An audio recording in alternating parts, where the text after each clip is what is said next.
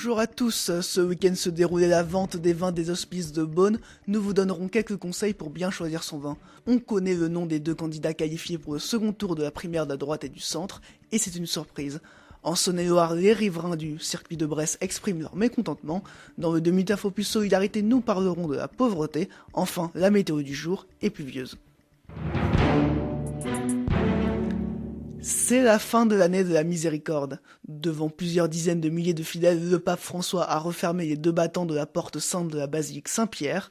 Dans son homélie, le Saint-Père a toutefois souligné que l'Église devait continuer à vivre le message de miséricorde voulu par le Concile Vatican II. Et pour souligner combien la miséricorde doit continuer à être vécue malgré la clôture du jubilé, le pape a signé et remis symboliquement après la messe une nouvelle lettre apostolique, Misericordia et Misera, à des représentants de toute l'Église. Elle doit être rendue publique aujourd'hui. Hier se déroulait la nouvelle édition de la vente des vins des hospices de Beaune. Si l'année dernière la vente aux enchères avait rapporté plus de 11 millions d'euros, dont 480 000 pour la pièce de charité, cette année elle s'est vendue à 200 000 euros. C'est une philanthrope chinoise et un hôtelier de luxe beaunois qui ont co-acheté la pièce. Les bénéfices de la vente seront reversés à deux associations, la fondation ARC pour lutter contre le cancer et la fondation Cœur et Recherche. Pour la vente aux enchères, 4 personnalités étaient présentes, les actrices Valérie Bonneton et Virginie Ledoyen, la pianiste Katia Bounias-Tichvili et le réalisateur Claude Lelouch. Au total, la vente aux enchères a rapporté un peu moins de 8 millions d'euros, ce qui serait la deuxième meilleure vente. Cela représente malgré tout une baisse de 26,36% par rapport à l'année dernière. Le vin rouge baisse de 23,26% et le vin blanc de 35,94%. Et savoir acheter un bon vin n'est pas forcément donné à tout le monde. Voici donc quelques conseils donnés par Alexandre Bastard, cofondateur de la start-up Vita Vinum. Il n'y a pas de bon ou de mauvais vin. Enfin, les techniques font que les vins sont adaptés plutôt, c'est notre philosophie, à une situation. Un vin très acide peut aller très bien avec un plat qui nécessite justement cette acidité pour avoir un bon équilibre. Tout est question d'équilibre. Un vin très corsé ira pas dans une situation où on veut boire un vin sans y penser, alors qu'il ira très bien si c'est justement une dégustation plus profonde où on veut penser au vin, réfléchir à ses arômes, à la façon dont on le ressent. Alors que voilà, si on est entre amis pour un apéritif avec des chips, on n'a pas besoin d'avoir un vin de haute qualité.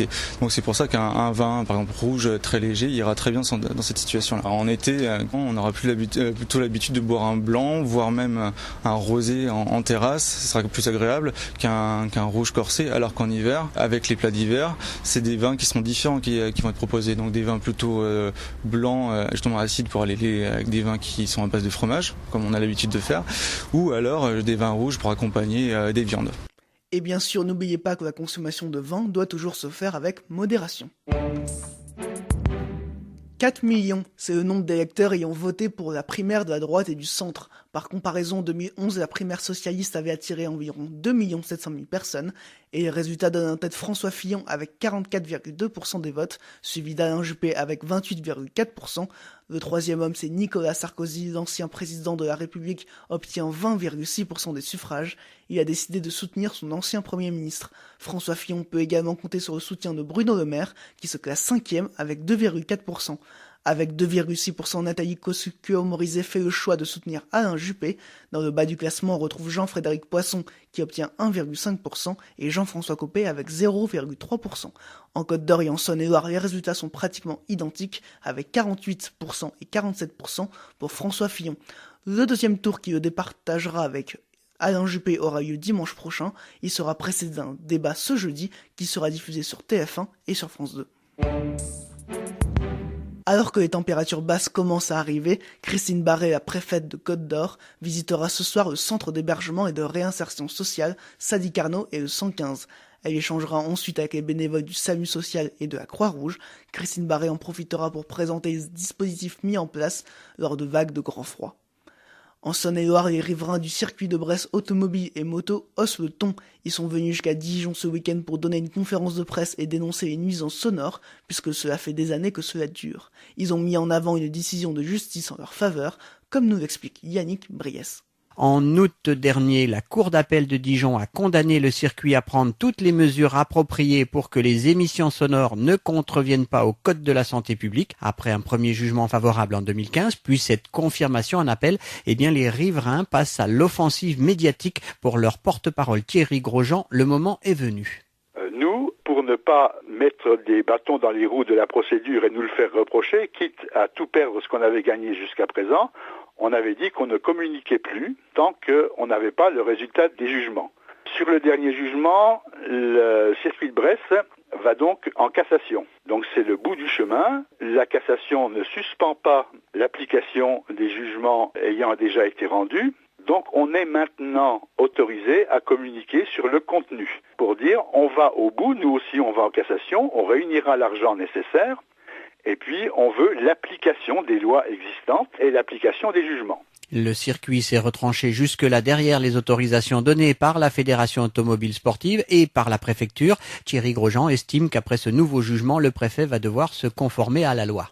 Pour un préfet qui est censé représenter l'état de droit, il y a un jugement dont il ne tient pas compte quand il donne ses autorisations de fonctionnement du circuit. Si le circuit ne prend pas de mesures contre le bruit, il risque une amende de 200 € par jour. Les exploitants estiment ne pas pouvoir payer. Et on peut ajouter que le circuit auvergnat de Charade, dans la même situation, a dû fermer temporairement.